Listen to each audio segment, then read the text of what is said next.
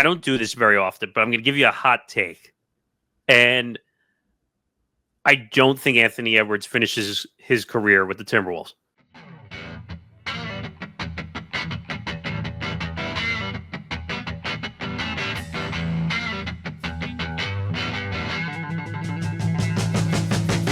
Welcome to episode 278 of Empty the Bench here on the Empty the Bench podcast network presented by Playback. He's Anthony Balester. I'm Nick Morgasen.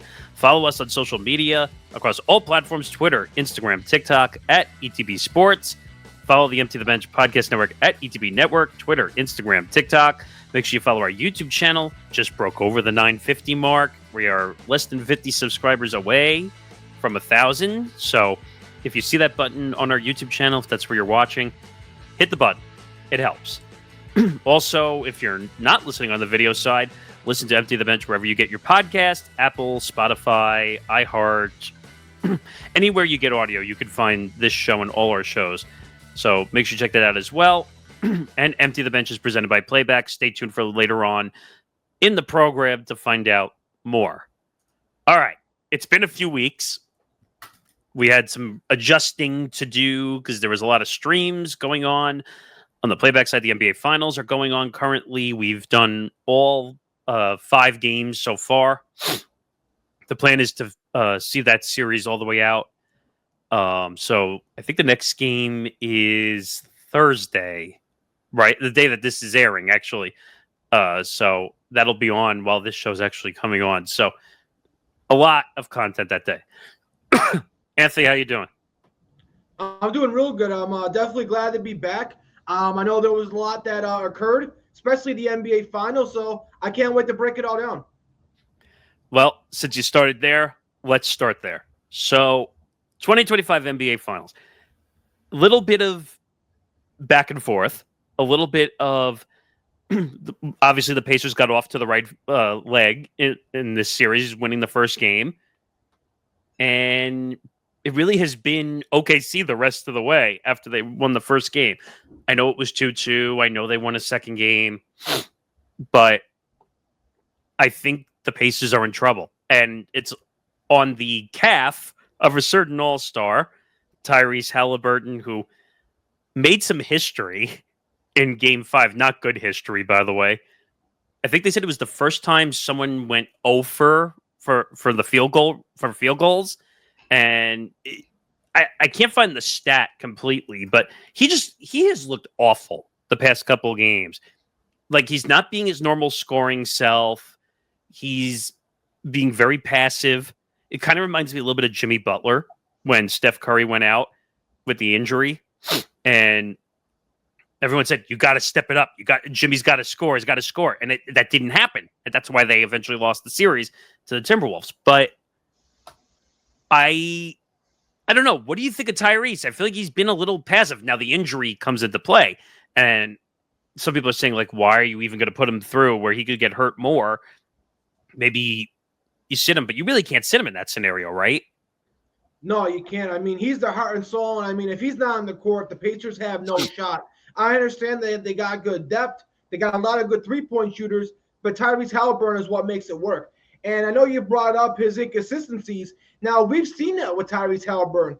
I remember in the Cavs series and the Knicks series where, Tyrese Halliburton, he'll have a game where he scores 30 points, and then the next game he'll have 15, but then he'll also have 15 assists. So we'll see Tyrese Halliburton going back and forth.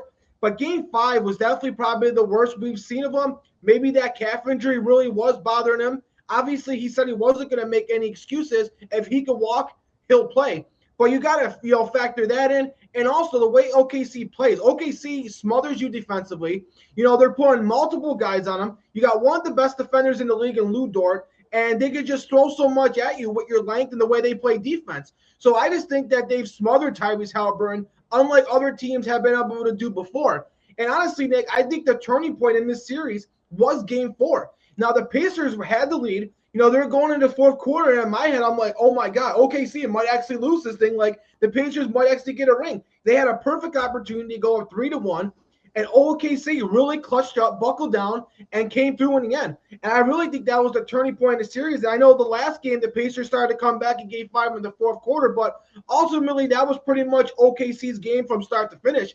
You see guys like Jalen Williams now dropping 40 points. So now Shai Gilgeous-Alexander is getting some scoring ability from other teammates, so he doesn't have to shoulder all the load. So I think right now it seems like it's OKC's series to win, and it seems like it's been OK's season all season.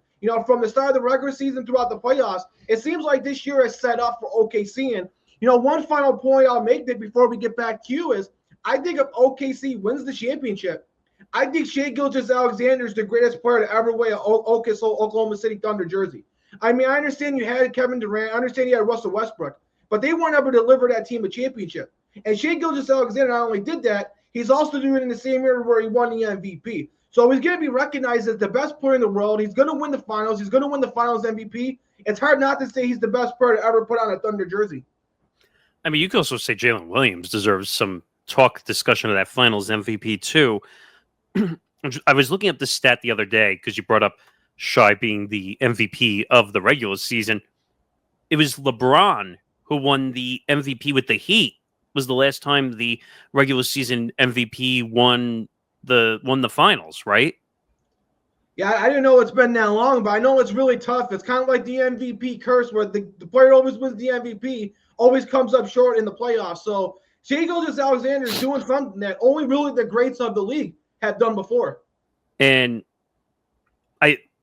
not that I really want to talk about it a lot, but we got to go back to the Halliburton stuff because I found the numbers: 0 field goals, 0 steals, 0 blocks, 3+ turnovers, 3+ fouls, and 30+ minutes. Worst finals performance of all time. Tyrese Halliburton is the first All-NBA player to miss every shot in a finals game since 1958. Like, you're making history for the wrong reasons in this NBA Finals. And we'll have time to talk about all the traditions and all that stuff too, because I'm sure you saw how it doesn't feel like an NBA Finals game. We'll get back to that. But the stats, and I hate this cliche, but the proof is in the pudding for why the series is the way it is. And I forgot which game, if it was game 4 or game 5, but Shai had 15 points in the fourth quarter. Which was that game? I think that may have been when they came back in game 4 in the fourth quarter. Like, that made a huge difference in that game. Like you said, they buckled down. He buckled down. He's had an incredible finals. I think he scored 30 points at least in every game so far in this series. I'm pretty sure he broke a record for most consecutive home games in the playoffs or road games in the playoffs with 30 points. So he deserves, you're right, he totally deserves the finals MVP if, and I should say when, they win the title, because this would be a heck of a choke job, I feel like, if they don't win now. Could the Pacers win game 6 at home? Yeah, they could. But game 7 is going to be, I hope it goes 7 games, because by God, that would put the exclamation point on this series. But OKC is just better offensively. We saw in game 5, they were a step slow every time on the long-range shooter. They were not getting there.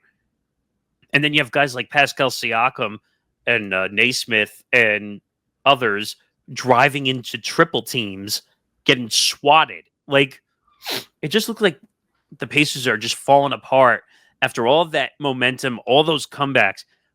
You're not going to come back against OKC. You're just not. They're too good of a team. Defensively, they're one of the best. Offensively, they're one of the best. They were number 1 seed, best in the Western Conference. I mean, I think going back to your team, who they played in Cleveland, that was more of a fluke, if I have to say anything. Because if Cleveland is 100% healthy and everything goes the way it goes, I don't know if the Pacers are sitting here right now. Now, that's a fallacy of a predetermined outcome, which is one of my favorite sayings of all time, because you can't say injuries would really determine a series, but Cleveland really should be the team that's here, not Indiana. Indiana caught breaks all the way up to the NBA Finals. Now they're getting exposed because Halliburton's just not playing the way he was. Think about the clutch shots in both series that he hit against Cleveland, against the Knicks, it's lost. It's almost like his shooting numbers went out to sea, and we can't find them anywhere. And I understand he's got a strained right calf and he has to undergo an MRI, but that's not an excuse for poor performances in the finals. You have to be able to play. Sometimes injuries are not. And I just think there's no chance. And OKC is now going to run into that same issue of, what is it, like in 2 or 3 years when they have to pay all these guys? I mean, I read the day we're recording this earlier that I think Shai is up for a 4-year, $293 million extension. Or if he waits until 26, he's up for a 5-year, $380 million extension, which would be higher than Tatum and Brown, the Celtics. Now, is he worth probably every dollar of that? Yeah, I would say so. But I did the math. That's like $72 million a year. And you're still going to have to pay Jalen Williams and Chet Holmgren and those guys when they're up too. There's no way. There's no way they're going to be able to afford. They're going to have to probably pick 2 of those 3 guys. And to be honest, I think Chet would probably be the odd man out, I think. Because how do you not keep Jalen Williams? How do you not keep... you're going to keep Shai. That's your guy. Jalen Williams has proven he can be a scorer. 40 points in Game 5. This guy couldn't miss at all. And just like, first of all, he reminds me a little bit of Dwayne Wade when it comes to hitting the deck and hitting the floor, willing to sacrifice the body to be a true champion. That was, if you remember all the Gatorade commercials where he would throw the layups up and then hit the deck really hard. That was, I think at one point Wade was wearing like elbow pads or something at one point because he was hitting the deck so hard. I could see that being Jalen Williams too. So, I don't know. I think the series is over. Do you see it that direction, or do you see a fight left, or what? Yeah, I mean, honestly, you know, I thought the Pacers really didn't have a shot when the series began, and then after they surprised everybody and won Game 1, and then won another game, I'm like, hey, I guess I was wrong again. Can't count out the Pacers at all. But I really think after that Game 4, and now when you add in what happened in Game 5, I don't see any way that they're going to be able to beat Oklahoma City 2 games in a row. Maybe they can win Game 6, force a Game 7, and then I think Oklahoma probably blows them out in Game 7. I really think it's their series to lose, and like you said, if Oklahoma City loses, this would be one of the biggest chokes we've seen in a long time. Now, win or lose, though, I do want to say we do got to give credit to Indiana Pacers and Tyrese Haliburton. You know, that performance was bad. He's got to be called out on it. But the clutch shot that he's made and the position that he's put this team in is unprecedented. I mean, this team shouldn't even be here. And the fact that he was able to get through Cleveland, even with the injuries, and then be able to get through the Knicks, we still got to get them credit. I mean, this team fights. And I feel like every single time you think that the game's over against the Pacers, you want to turn the TV off. Next thing you know, you look away for 5 minutes, you come back, and it's a 5-point game, and the Pacers are fighting back. So the Pacers are a team that never gets up. They always have a good mental strength, and I love their coach, Rick Carlisle. I mean, he's coached phenomenally. He's got to be one of the best head coaches in the NBA. And honestly, him and Haliburton probably have been the MVP of the teams. I mean, the game plans that Rick Carlisle has made for this Pacers team has been unbelievable. And one last thing I'll say is, you know, I heard Stephen A. Smith calling out Tyrese Haliburton, and they kind of been going back and forth a little bit on this series. And I guess right now Stephen A. Smith's looking like the better guy because of how Haliburton's played. But at the end of the day, I think it's wrong for what he said.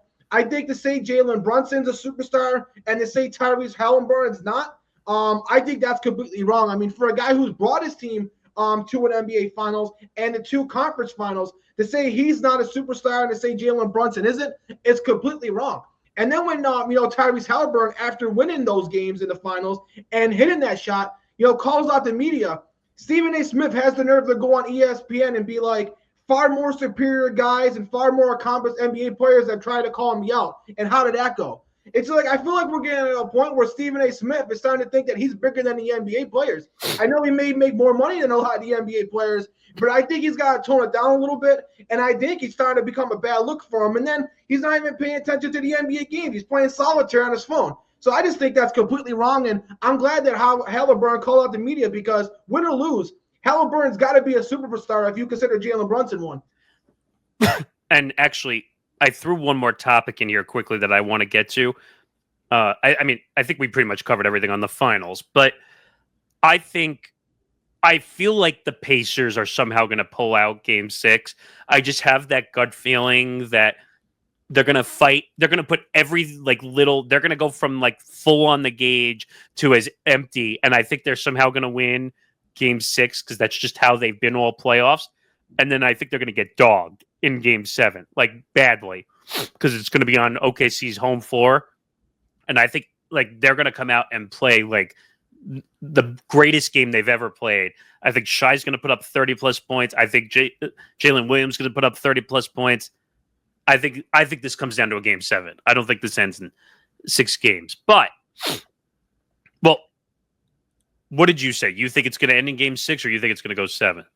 I'm going to give it 7. I think just the way the Pacers are known, for fighting and not giving up, and now with everybody saying how bad they are, I think that they're going to come in like you said, Nick. They're going to let it all out. They're going to obviously play this like a Game 7, empty the gas tank out, win Game 6, and then you'll see Oklahoma City running their gas tank out in Game 7 and probably winning them in a row. Yeah, I agree. I think you and I are on the same page of that one. Speaking of Stephen A., I threw this in really quick because you brought his name up. I don't know if you saw this story at all, but Stephen A. Smith went on First Take saying NBA players have told him they don't want to play in Memphis because they don't, quote, feel safe being in Memphis. Did you see this story at all?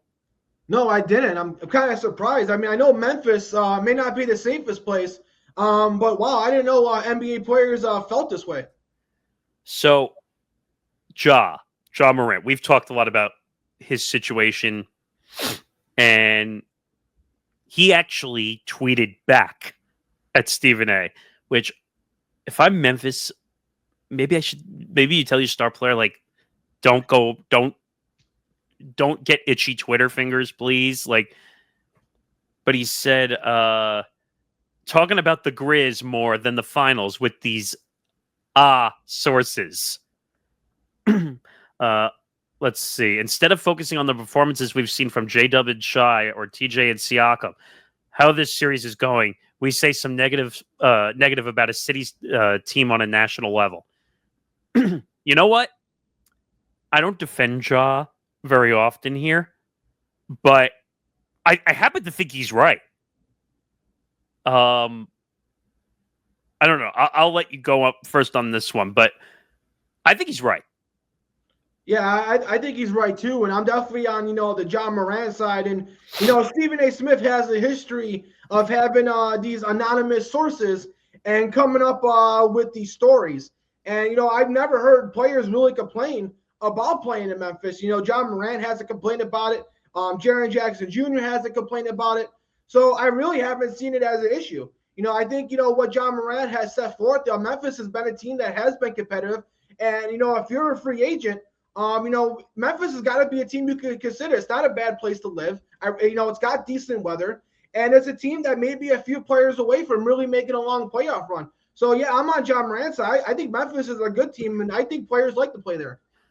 But see, this goes back to why First Take is such a nuisance on TV, and it's unfortunately at the top of the ratings barrel, but for the wrong reasons, in my opinion, that Stephen A. goes on and he makes some of the most ridiculous statements of all time, but he can say, oh, I spoke to my sources, the players that he knows, and says, oh, well, the players told me they don't feel safe.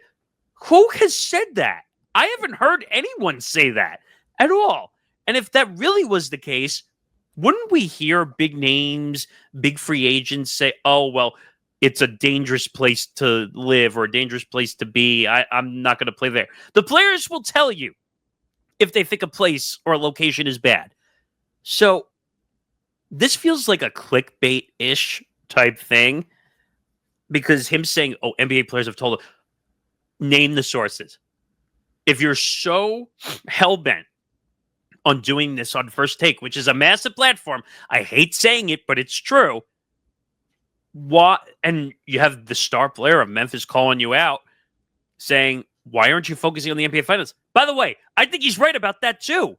Why aren't you focusing on the NBA Finals? Why are you focusing on Memphis? Memphis, and this is not an offensive statement, but they're not a great team right now. They have good pieces, but they're not good enough to be where we're currently talking about in the finals. How about focusing on how OKC could win their first title since they were the Seattle Supersonics franchise?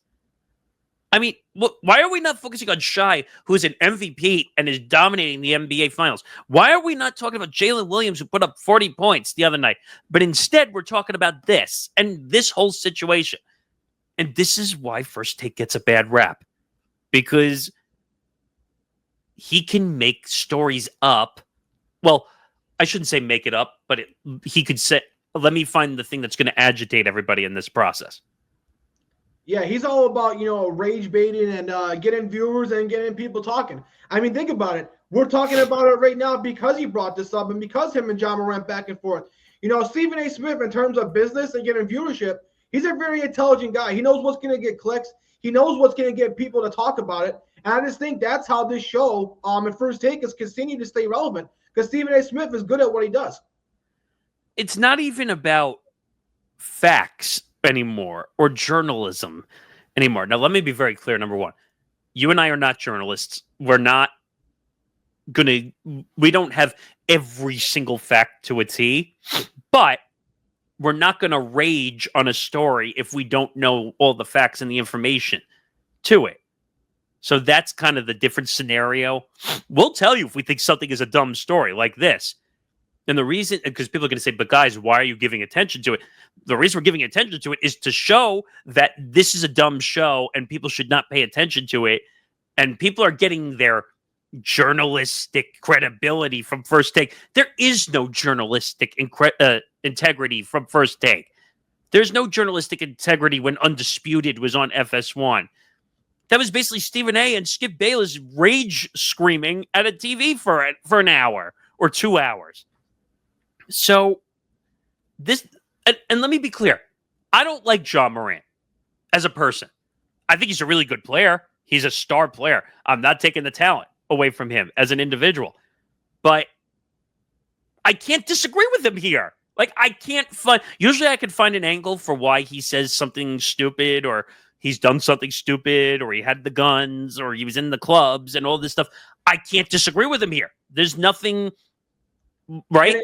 And it adds to the fact of him, Stephen A. Smith, being called out for literally being on his phone. I mean, think about how many people in the world would love to go to NBA Finals game. You get paid millions of dollars to go to the NBA Finals game, and then you're not even going to pay attention. You're going to be on your phone playing solitaire. And then when they call him on it, he goes, "Oh, it was there on a timeout." Well, they literally got a video where it really wasn't a timeout. There was actual basketball being played on the court, and you were on your phone. So he really hasn't been really worried about the NBA Finals as much as he says he is. And you bring up a good point. He just signed a new deal. He's making like $20 million a year. He gets to wear those $1,000 suits. He gets to do whatever he wants. He's got new radio shows on Sirius XM. He's got a life that everybody would want. Like, look at the way he walks into the building. He walks into the building at these games like he's a player. Like, all eyes are on him. Well, ESPN did that on purpose one year. Do you remember they did the whole walk-in thing with him and people were clowning on him because they said, "Oh, you're not an NBA player. Get over yourself." Like, so I can't believe I'm saying it, but I'm on John Morant's side on this one. That's going to be very far and few between when I say I agree with John Morant, but it is what it is, and unfortunately, Stephen A. is just not going to stop. Speaking of the Grizzlies made a trade. Desmond Bane to the Magic. This shocked me a little bit, to say the least. It's a good, it's a good piece for the Magic, but holy hell, the amount they gave up. Yeah, giving up 4 unprotected first-round picks and a player is a lot for Desmond Bane. Now, Desmond Bane is definitely one of the bright young stars in the NBA. He's one of the best three-point shooters. For Memphis, it looks like they're going to be giving Jaren Jackson Jr. a new contract. And, the way the new contracts in the CBA and the salary cap work, you really only want to play 2 stars. So it looks like the Grizzlies got their 2 stars. They're going to be paying Ja. They're going to be paying Jaren Jackson.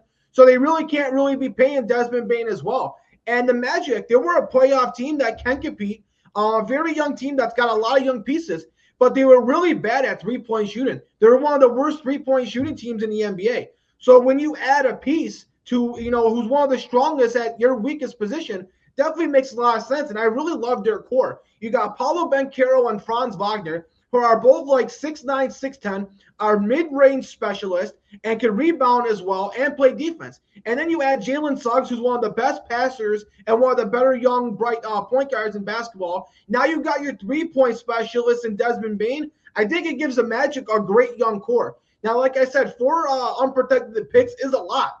But I think the reason why they decided to do this is because they wanted to make sure they got him, so they definitely outbidded everybody else. And when you look at the uncertainty in the East, you don't know what's going to happen with Boston with the injury to Jason Tatum. You don't know, obviously, Milwaukee now, they're trying to trade Giannis. They prefer to trade him to the West, even though he wants to stay in the East. You don't know what's going on with Philly anymore. The Cavs, yeah, they've been great regular season teams, but they haven't proved it in the postseason. So then you got Detroit, who's a young team. So the Magic are thinking, hey, we add another young piece like this, we could be in the conference finals next year. And when I look at how the East looks right now, I got them as the 4th best team right now. I mean, obviously, you got probably the Cavs are probably still better. The Knicks are probably, a little bit better. You still got the Pacers, but they put themselves in a position where if a couple things go their way, they could be playing in the conference finals next year. I would not be surprised if they made it that far. I mean, we see a team like Indiana. Nobody thought they'd make it that far, and look what they did. And now you look at what the Magic have. The Magic could do the same thing. And all the players that they got are young. So this is a team that's going to be around for a while. Paolo Banchero and Franz Wagner haven't got paid yet, so they can afford to do this. So I really like the position the Magic put themselves in, and I think they're trying to capitalize right now, because right now is the perfect time to go out and try to compete in the Eastern Conference. I mean, I guess the issue I have, one issue I have is 4 protected first-round picks. That kind of red flagged me when I read that in this trade. And no offense to Desmond Bane. Desmond Bane is a really good player, but is Desmond Bane worth 4 unprotected first-round picks? Like, sorry, guys, but that's an overpay. It's a massive overpay on top of Caldwell Pope and Cole Anthony being moved. It's a massive overpay. It really... You're telling me you can't do something with 4 unprotected first round? Go get Kevin Durant at that point if you're going to trade 4 first round unprotected picks. You're better off. Now, we'll get to that in a little bit. But I like Desmond Bane. Desmond Bane is a role player. That's really where I see his fit. He's like a B+, B- level player where I see him. He's not an A. He's not a star.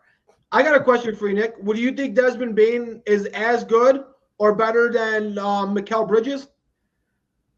Oh, because you're saying because of the 4 second-round picks that the Nets got from the Knicks? Because they gave up a lot to get Mikal Bridges from the Nets. Now, Mikal Bridges is a great player, but I know a lot of people, after the way he played, they probably wanted a little bit more out of him. Not saying it was his fault they lost, but I think Knicks fans want a little bit more out of him. Now, you look at this Desmond Bane deal. How do you compare those two? Well, first of all, I wouldn't trade 4 unprotected first-round picks.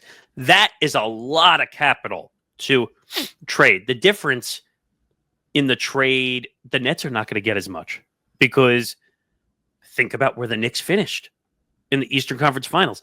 Those second-round picks are going to mean nothing. So, in that case, the Knicks far and beyond won that trade. In this situation, first-round picks, unprotected. So, if the team stinks, you don't have your first-round picks, and now they're even better picks because of that situation. Magic better hope that Banchero or somebody doesn't get a season-ending injury. That's another thing I'd be worried about with either Wagner or Banchero getting injured, and now you don't have that draft capital to back it up. Like I'm reading some of the... So Orlando sent Memphis the number 16 overall pick in this upcoming draft. So they sacrificed their pick for this year. 2026 first-round pick, which includes swap rights with the Suns or the Wizards, which is also a big thing because the Wizards stink, by the way. So they have the chance to swap picks with them, possibly. And then it's 2028 and 2030 unprotected first-round selections The picks and also a pick swap is top 2 protected 29. So it's a lot. That's a lot of draft capital that they're giving up. So I think I agree with you. The Magic are going to be a really good team now that they have the proper pieces in place. But you needed to go get a better player for those 4 unprotected first round picks and a pick swap, which is top 2 protected. It's not enough. And I hate Kevin Durant. Let me be very clear about that. But if you're going to spend that draft capital, go get Kevin Durant. You know what? Go get Giannis for that draft capital. I guarantee you, if you went to Milwaukee and said, I'll give you 4 first round unprotected picks and a pick swap, top 2 protected, what do you think Milwaukee would have been doing right now? Oh, for sure. But you got to remember the salaries too. Desmond Bane obviously is going to be much, less on the cap than a Giannis or a Kevin Durant. So you also got to make sure that the contracts work. Obviously, eventually you are going to have to pay Banchero and Franz Wagner their extensions. So they probably wanted to make sure they could get all, their core guys under contract. And honestly, if the Magic are going to be consistently, a top 4 seed in the East the next, 5 or so years during the second round, and these are just picks in the mid to late 20s, I wouldn't mind, trading 4 picks that are going to be in the 20s in the NBA draft, particularly when late first round picks are basically 50-50, if not less than that in the NBA draft. You never know what you're going to get in the NBA draft. So as long as they don't have any injuries, if they can keep these guys healthy and this team's constantly a top 4 seed, then this will work. But you better hope you don't have one bad season, because then you're going to look like an idiot. No, I agree totally. You just better not lose, because then those picks are going to be not yours. Empty the Bench is presented by Playback. Watching sports is more fun with others, but we spend too much of our time watching alone. Playback is a virtual space where communities can stream live sports together with everyone perfectly synced up. Creators can hop on stage, deliver their own play-by-play analysis and commentary, and invite viewers up for Q&A. Playback makes watching sports fully interactive and a social experience, from playing fantasy sports, repping your favorite players and teams, and watching with the commentators and communities you care about. Win or lose, sports are best enjoyed together. Join our community by going to playback.tv/ETB network to find out more, including our live stream schedule. And now back to the show. Speaking of Kevin Durant, this is the massive topic, I believe, for this week. Kevin Durant prefers to land with the Heat, the Spurs, or the Rockets. I did read a report from Shams that the Spurs were the top of that list, which that would just be unfair almost if he ended up in the Lone Star State. But imagine being with Wemby and I keep forgetting who they got from Sacramento. De'Aaron Fox? De'Aaron Fox, Wemby, and Kevin Durant. And maybe if Chris Paul comes back, because I could see Chris Paul now coming back for another year if that's the case. That would be an incredible lineup, by the way. And who was the guy that finished second in the dunk contest that we talked about? Oh, they have the reigning Rookie of the Year, Stephon Castle. So they probably have to trade him to get Kevin Durant. Oh, that's a good point. See, that was the question. I was talking to some coworkers, and I said, what is San Antonio trading to get Kevin Durant? Because I don't know. I'll ask you first. What is the value of Kevin Durant, if you had to put a value on it? Well, I think he's definitely worth multiple unprotected first-round picks and probably 1 or 2 of your young stars. So it probably is going to cost San Antonio multiple first-round picks, Stephon Castle, who's their second bright young star behind Victor Wembanyama, and then probably another player that's on their roster. So it's going to cost him a lot. And you have to remember, he's 37 years old. So what are you going to get? 2 good years maybe out of him at best, which, by the way, he doesn't stay healthy either. So that's another issue in itself. But if I look at these 3 teams, the Heat are out. They would have to trade more than they would keep to get him on the roster. You're not trading Bam. You're not trading Tyler Hero. So what do you have left? You have nothing to trade. The Rockets is an interesting scenario, interesting place. But they're not going to trade Şengün. I will tell you that right now. They're just not, because that's the piece they're going to want if Kevin Durant is going to get traded there. And I love that core. Once they figure it out and they get enough experience playing together, that's going to be a dangerous team for many years to come down the road. So, from a package standpoint, it's either the Spurs or the Rockets. The Heat don't have a prayer. Sorry, they just don't. From a choice standpoint, it's already been reported that he wants to go to the Spurs. I didn't include one team on this list because that's been more of the Hollywooding effect of this story, and you know which team I'm probably talking about because it's been reported for many years. So the Knicks have basically said they want no part of him whatsoever. I'm sure you read or saw the Mark Spears report when he was talking. I'm not really shocked by that. I don't think they want to deal with his ego, or they saw the mess that happened in Brooklyn and they don't want to deal with him at Madison Square Garden. But I guess the Spurs would probably be the right choice at this point. Yeah, I agree, Nick. And I know it's probably better for the viewership that we disagree on some of these topics. But again, I agree with everything you said. Miami, I don't see it at all. You don't have enough resources, and they're not even going to be in a win now mode. If you trade for Kevin Durant, you're not going to be able to compete anyways. So he's not going to. I don't understand why he even prefer to go there. I guess maybe to live in South Beach, but I really don't think it makes sense. They should just continue to build around Tyler Hero. He's a bright young star. Man, if the Spurs could get him with Victor Wembanyama, I mean, you're talking two guys that are either near or over 7 feet tall that can shoot the ball. Victor Wembanyama could obviously take the pressure off of Kevin Durant defensively, and Kevin Durant could obviously help Victor Wembanyama grow his offensive game. People have said that Victor Wembanyama, if he hits his peak offensively, he could beat like a Kevin Durant. So that's the perfect guy to kind of develop his offensive game. So I think getting Kevin Durant would be the perfect thing for Victor Wembanyama. And having those two guys, Nick, yeah, you may be able to see it for 2 or 3 years, but that may be one of the best, if not the best, duo in the NBA. I mean, I don't see how you stop that. Victor Wembanyama is probably, when healthy, the best defensive player in basketball. Kevin Durant's one of the best offensive guys, and you're still going to have De'Aaron Fox to go with those guys.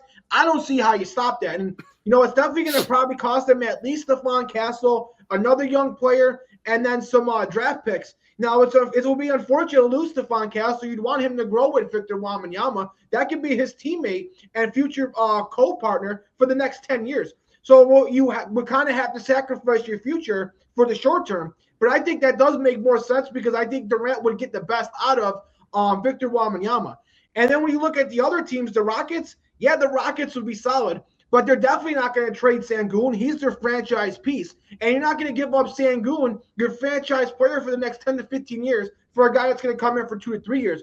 I think if that trade were to happen, it would have to be like a Jalen Green and Jabari Smith and some package like that for that to work. Now, if they did that, that'd be great. If you could get Sengun and Kevin Durant together, that'd be great. But, man, I love the Rockets' young core, and it would be unfortunate to see him break it up. And then, you know, one team I want to throw out there, the Timberwolves. Kevin Durant said he has no interest in going to the Minnesota Timberwolves. And honestly, Nick, I'm a little shocked because I think him and Anthony Edwards would be another great fit together. He's a young emerging star, just like Victor Wembanyama. We've seen how well he plays. And the one thing that, you know, probably people have critiqued about Anthony Edwards is when he's got in crunch time in the playoffs, he becomes passive and he likes to spread the ball out. Well, if you have Kevin Durant, you don't have to worry about that because if Anthony Edwards is passing, he's passing to Kevin Durant. And then I don't think Anthony Edwards would have so much pressure and have to worry about being scared to score the ball because he knows Kevin Durant can help him. So I'm surprised that Kevin Durant wouldn't want to go to Minnesota. I'm not even sure what Minnesota would be able to give up in a package to get Kevin Durant. But if I was Durant, I wouldn't mind playing for Anthony Edwards. Maybe it's an organization thing. I know Minnesota Timberwolves haven't been the best organization. You know, they've had a lot of great players, and for some reason they always come up short with Kevin Garnett. And now Anthony Edwards, so maybe that's why. Maybe he doesn't want to live in Minnesota. But I'm surprised that he doesn't even want to give Minnesota a shot. I mean, if I was KD, I'd rather go to Minnesota than the Miami Heat. I mean, I think part of it is the ownership disaster that's going on that with Mark Lowry and A-Rod taking over the ownership. That's probably not helping it. Also, Minnesota just has a history of not being able to land free agents whatsoever. And this goes... like the last significant name, dare I say Kevin Garnett back in the day. I mean, and he was a franchise name in Minnesota for years, and they couldn't win anything. I mean, they had Karl Anthony Towns. Couldn't get it done. Passive. So free agents, I think, are learning from the history of Minnesota, and maybe that's why they don't want to go there because they just can't get the cornerstone pieces that they need. Now, I don't do this very often, but I'm going to give you a hot take. And I don't think Anthony Edwards finishes his career with the Timberwolves. I think he's going to end up somewhere else. I could see him ending up in a Miami someday because I think him, a Tyler Hero, and Bam Adebayo would be a dangerous threesome if they could somehow get that together. But I think at one point Anthony Edwards is going to get fed up being in Minnesota, like most stars have, and he's going to end up somewhere else. Where that place is, I have no idea. But I just don't see him finishing his career. I think the report of you saying that Kevin Durant just doesn't want to go there, that's pretty much telling you what needs to be heard. And Anthony Edwards, let's be honest, Anthony Edwards is not dumb.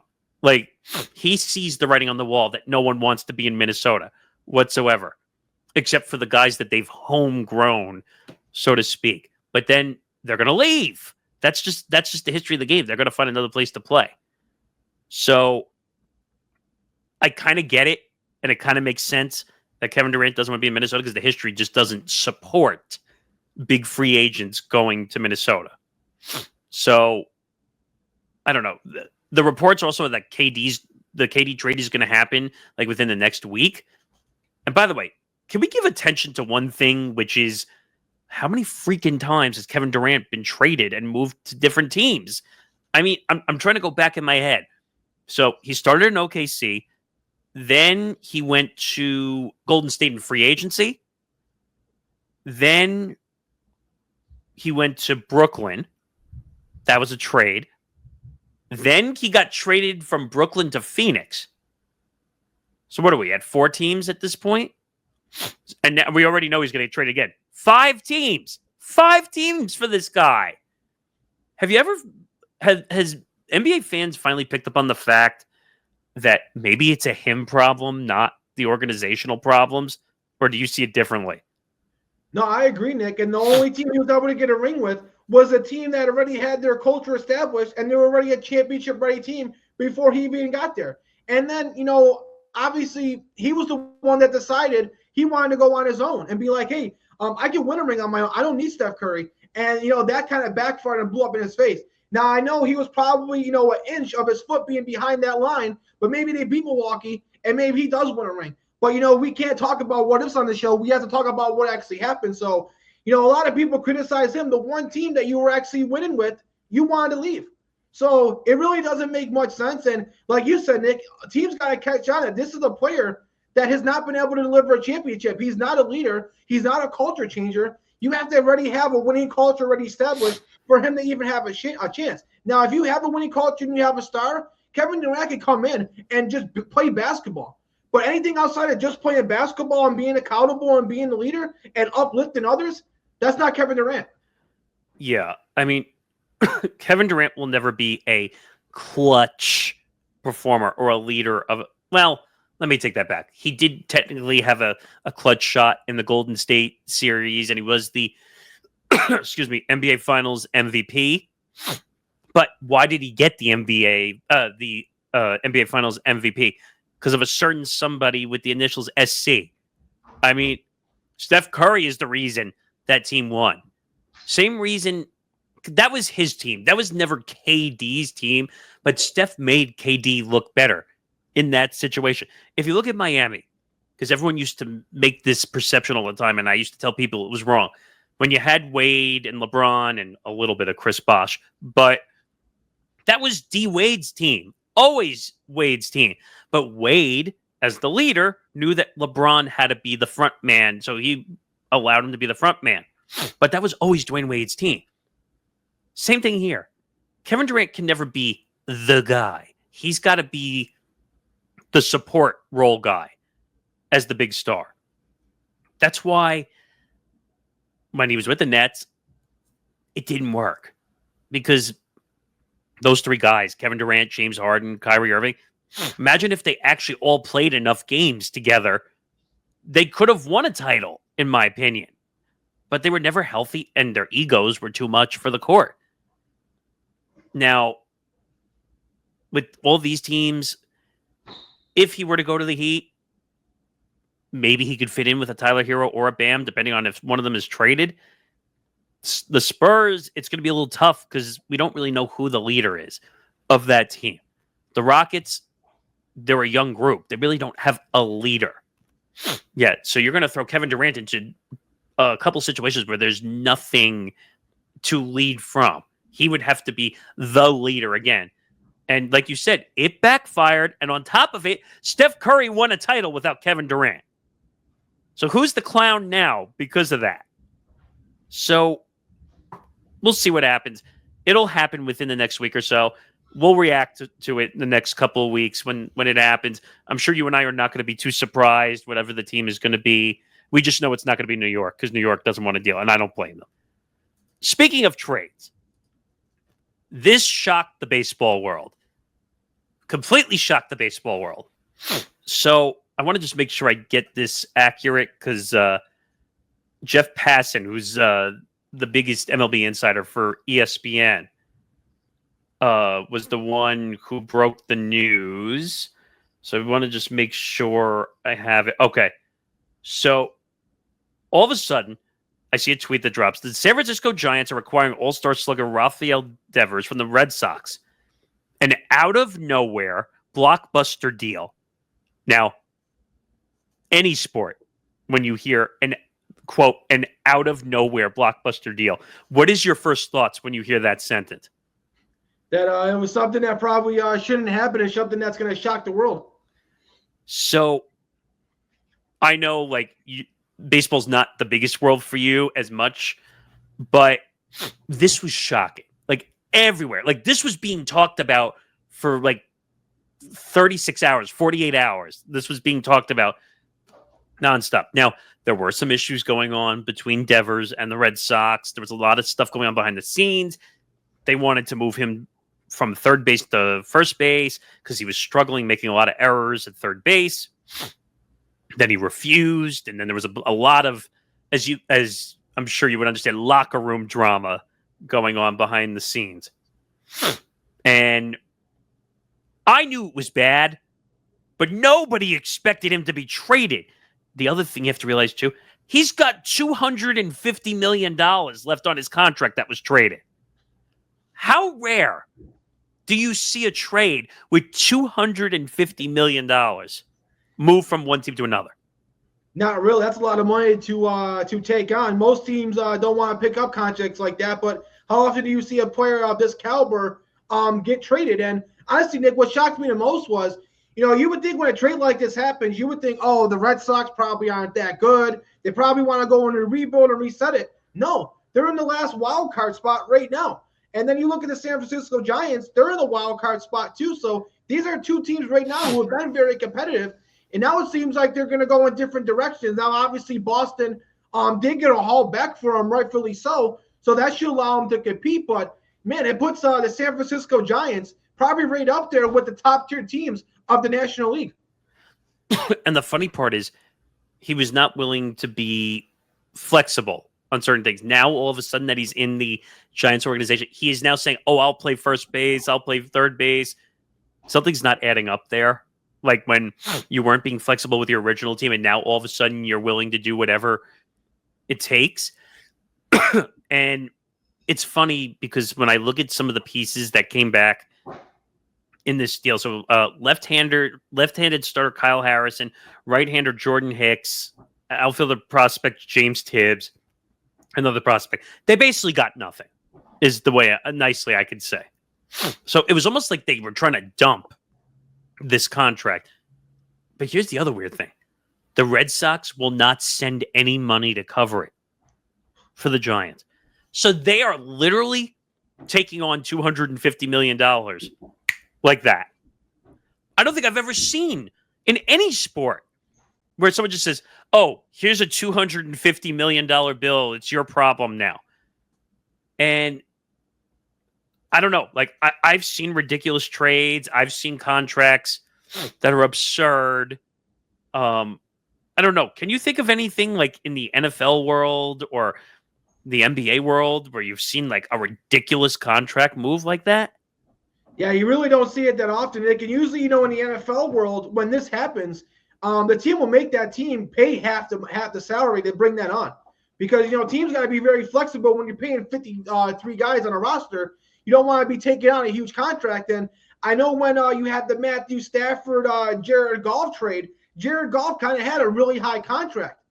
But that's why they had to give up multiple first-round picks, because they almost essentially had to give up an extra first-round pick for the fact that they were taking on the Jared Goff contract. Where you look at this, it was just straight take the whole money. You got to wonder, San Francisco Giants are paying a lot of money now to their entire roster. But, hey, it gives them a chance to compete. And obviously the Dodgers are going to be a hard team to beat, but it definitely puts them in a position to compete. And this is probably why Rafael was wanting to do things and want to be flexible with the team, because, as competitive as the Red Sox were, they definitely had a much lower ceiling. They weren't going to go probably that far, even if they got one of those wild card spots. This San Francisco Giants team could go as far as they want to be. So it definitely makes a lot of sense. Now, Craig Breslow, former Red Sox GM of the organization, doesn't look very good right now.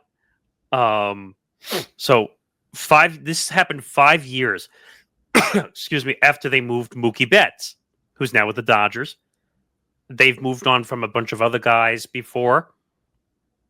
So it's almost like this has become a reputation of moving big name guys, and they don't want to build a team, it seems like, or they're waving the white flag early. So fans are not happy. If you saw Ben Cruz, our Red Sox guy, not happy. And I don't blame Red Sox fans for not being happy. Devers was a great hitter. His defense was a little much, but he was one of the best up-and-coming hitters we had in this game. And like that, poof, he's gone. And now you pretty much have to start over. And that's a tough place and a tough pill to swallow. But the Red Sox, they do got a couple good young players coming up in the wings, though. Yeah. So we'll see what happens, but I don't blame Red Sox fans for being upset. Let's just put it that way. All right, let's get to some other stories. Caitlin Clark, finally back on the court, drops 32 points against the Liberty in her return. What can she not do is how I would respond. She's an incredible athlete, not just a basketball player, incredible athlete. And I think you and I discussed this briefly over the last couple of weeks. The WNBA struggles without her on the court. Now, it's not good to have your eggs all in one basket, but if you're going to have your eggs in one basket, I guess the Caitlin Clark basket is a good one to have them in, right? Yeah, and I don't want to make hyperboles, and I don't want to compare people to the GOAT, but I'm starting to feel like Caitlin Clark for the WNBA was what Michael Jordan was for the NBA. We saw how much ratings dropped when he retired, and it kind of took until where we got into, the Kobe prime and the LeBron prime to really where the ratings got back up. I kind of feel like Caitlin Clark is doing that for the WNBA. And yeah, she may only be in her second year in the league, but when healthy, she's probably already the best player in the WNBA. I mean, she's one of the best scorers, probably the best shooter. She could steal. She could, pass probably better than anybody in the league. She could pretty much do it all. And, seeing her hit shots, it's like watching Steph Curry. She's hitting these shots from the logo. So she's absolutely unbelievable, and she's fun to watch. And honestly, Nick, not only is she the biggest star in the WNBA, I think you can make an argument she's probably bigger and a bigger name than probably the majority of the NBA stars. I mean, there's probably only a few NBA stars that you can say right now was more marketable than Caitlin Clark. She's on her way to maybe, this might be another hard take, Nick, but when Steph Curry and LeBron James retires, there could be a possibility where Caitlin Clark might be just the biggest basketball player name, including NBA and WNBA, in the entire world. And that's surprising, but that's great for the WNBA. I mean, having her in the league has gotten them the new deals. It's gotten them more money. It's probably going to lead to a lockout, probably because the ratings and the numbers are much higher than they were 5, 6, 7 years ago. I mean, they're going to be on Amazon. They're going to be on NBC, like all the NBA deals. The tension is going to be way better. The games are doing way better. I mean, I think if I read correctly, 80% of WNBA players coming up are going to be free agents. I mean, you can thank Caitlin Clark for doing all this because the ratings and the money is now there to support more WNBA players and the league itself. I don't know if you saw also, but players were complaining about the 44 game schedule as well because there's more money to be made when you have more games now in the league. And I mentioned this on the Playback stream the other day, but I'll say it again. These players got to suck it up. You want to earn more money. You want more attention. There's going to be more games added to the schedule. The best example I can give, look at the NFL. The NFL went from 16 to an 18 game schedule now. So, well, they went 16, 17, and eventually they're going to go to 18. But look at that. It's way more money. Now, is it safe 100%? No. But the leagues know the bottom line, and that's what they care. The WNBA needs more games. They need more inventory to give to these networks so that they can make more money, more commercial revenue, and get what they want out of these games. And that's what matters. Caitlin Clark is that name. Look at Unrivaled, which is competing with them too. They were trying to get her over there to play games on top of what she's doing in the WNBA. The Big Three tournament, Ice Cube's thing. They were willing to pay her $5 million to go compete in that league. So the money is there. And like I said, it's dangerous because it's all eggs in one basket. But how can you not at this point in time? Yeah, you have to maximize on, the thing that's making the most money. And right now that's Caitlin Clark. And one thing that really upsets me, Nick, is I feel like she's not as beloved among WNBA players as she should be. I feel like there's a lot of envy and jealousy. And I feel like they're looking at it in the wrong lens. I mean, the more popular she gets, the more popular the league gets, the more money you guys can make. And I feel like there's so many WNBA players who would love for her to be out of the league, would love for her to get injured, and it's sad to say, but I feel like there's a lot of people like that, and they don't realize if she's out of the league, you guys will become irrelevant. And I don't want to be rude or anything, but it's just the truth. I mean, how many people were talking about the WNBA like they were before Caitlin Clark? They weren't. And then when she was dominating March Madness and dominating college, she was talked about more than what the men's tournament was doing. That's how popular she is. And I feel like they should embrace her more than what they do. And, like Dave Portnoy said, if Caitlin Clark really wanted to, she could leave the WNBA, start her own league, and make more money. And then the WNBA becomes irrelevant, and then they don't make as much money. So I feel like people like Angel Reese and others should love Caitlin Clark a lot more than they do. I mean, like I said, just go to Unrivaled. They'll pay more, and they'll give her an ownership percentage in the league. I mean, that's why Unrivaled is competing against the WNBA. That's why Commissioner Kathy Engelbert doesn't like it, because it's competing against her league. And people are mad at her because they're putting more games in. Guys, they're putting more games in so you can make more money. That is the reason why they're putting the games in. And again, like you just said, not being rude, but if Caitlin Clark is not doing what she's doing, the league doesn't get those contracts the same way the NBA does. They're not getting the public attention that the league deserves to get. Caitlin Clark is the money symbol flying around that everybody wants. Okay, so get over it, because she's going to be around for a long time, and it's going to make you a lot of money. All right, quickly, let's see if we can get through these. Quick thought from you on the Stanley Cup Finals? Yeah, Nick, I feel like the Stanley Cup Finals has been just as much, if not more, entertaining than the NBA Finals. I mean, we've had 3 overtime games, including one that went to double overtime. So this series has been a complete back and forth. I feel like, with Florida now having the lead, they could clinch the cup tonight. I know this show airs the day after. So by the time this show airs, the Florida Panthers could be already Stanley Cup champs.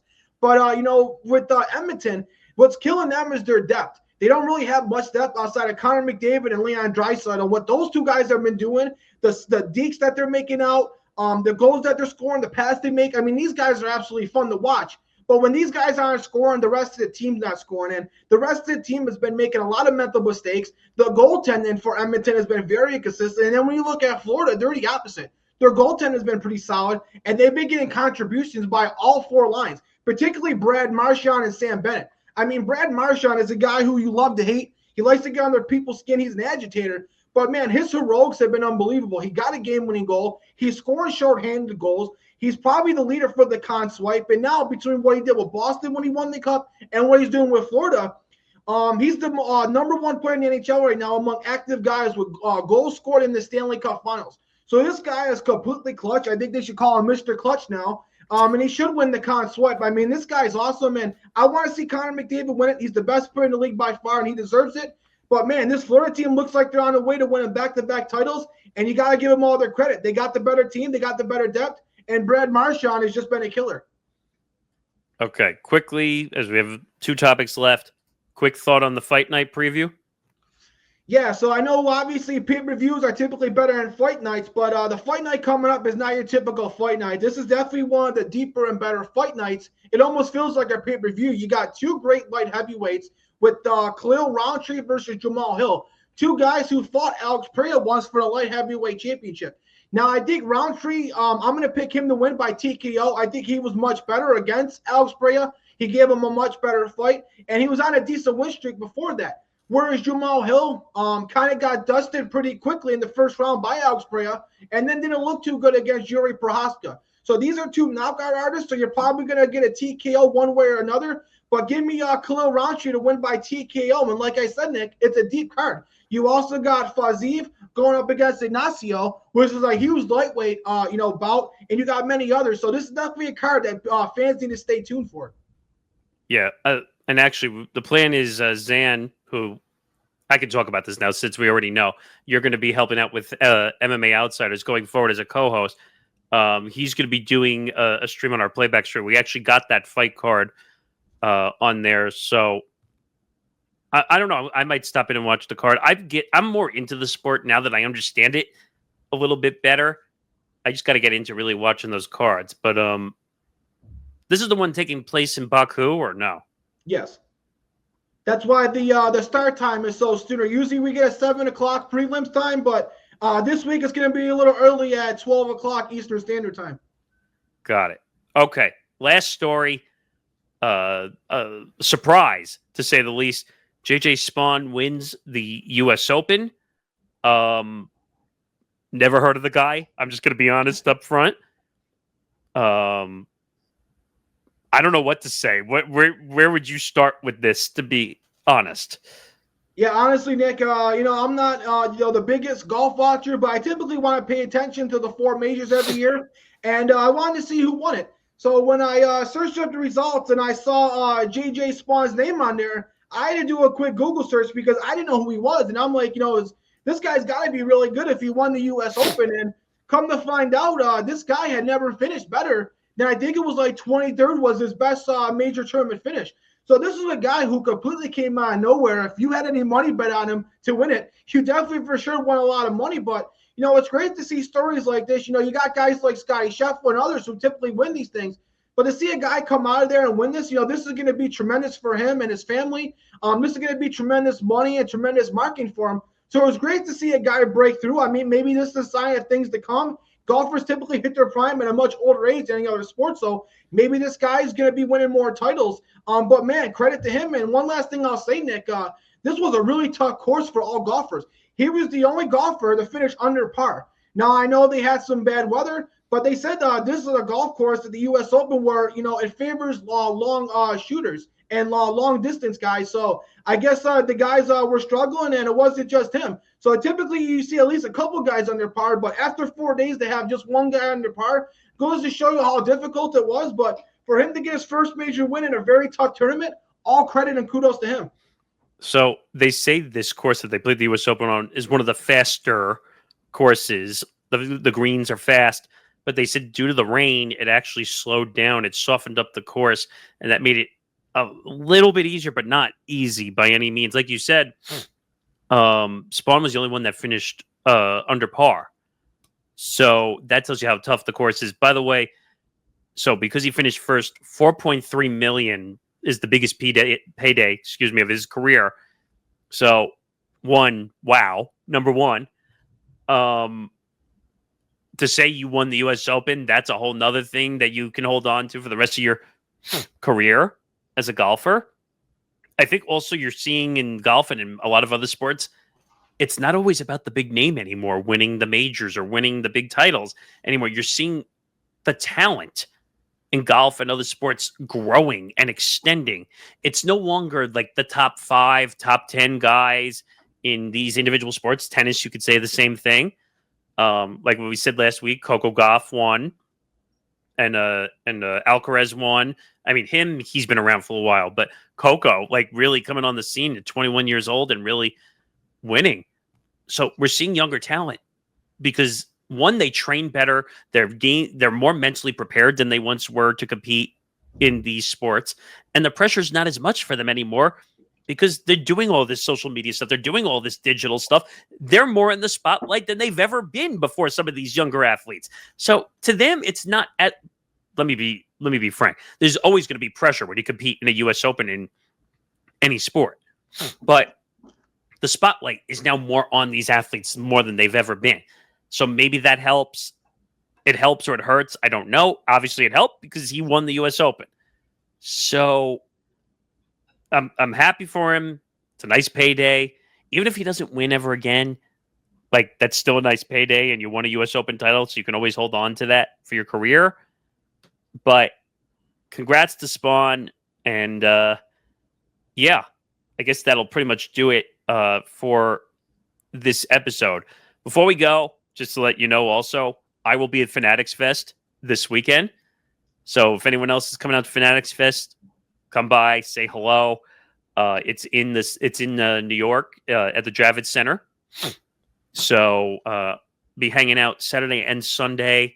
It's a large event where all the leagues, also including UFC and WWE and soccer and everything, anybody's going to be there. And actually, the UFC ones are usually free meet and greets. So, like last year, I met Pereira. I met last year. I also met Holly Holm last year. And then I saw Diego Lopez is going to be there this year. So there's a lot of big names coming in the UFC and the WWE, and all the leagues are going to be there. And a lot of podcasts are done there. All the big names. LeBron's bringing his the shop is going to be there. It's worth going. I promise you. It's like $80 a day. It's not too bad considering some of these events that are like $300-$400. So it's worth going. And I'll try to report back when we do our show next week. So I think that's pretty much it. Make sure you check us out. Make sure you like and subscribe to our YouTube channel, youtube.com/ETB Network to check us out. We are over the 950 mark, less than 50 away. Please help us get to 1,000. It's gladly appreciated. Listen to Empty the Bench wherever you get your podcasts. All audio platforms are available, so please check us out. And Empty the Bench is presented by Playback. All right. Any last words before we go? I just want to say, Nick, I hope you have a good time this weekend. If you meet any UFC fighters, don't do what some of the other fans do that meet them and have them give you like a leg kick to the shin and you end up in the hospital. I have seen those before, so I totally know exactly what you're talking about. No, I don't need any broken shins. But anyway, that'll do it for episode 278. He's Anthony Balester. I'm Nick Morgasen. We will see you again next week for episode 279. Have a good day, everybody.